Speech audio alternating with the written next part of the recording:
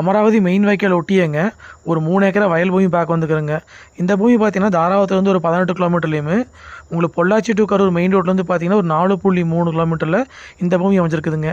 Area பார்த்தீங்கன்னா பொன்னாவரங்கிற ஏரியாவில் இந்த பூமி அமைஞ்சிருக்குதுங்க.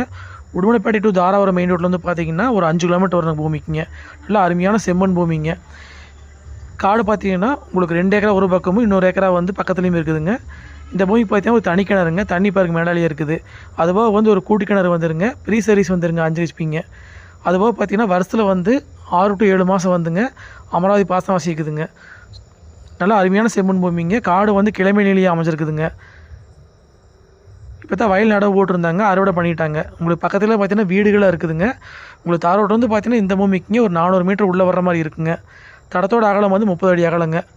நம்ம வாங்கி இன்வெஸ்ட்மெண்ட்டுக்கு வச்சுக்கலாங்க, இல்லை தோப்பு பண்ணுறக்கோ, இல்லை வந்து வயல் நடவு போடுறக்கோ, இல்லை கரும்பு தோட்டம் அமைக்கிறக்கோ எல்லாத்துக்குமே வந்து இந்த பூமி சூட்டபுள் ஆகுங்க.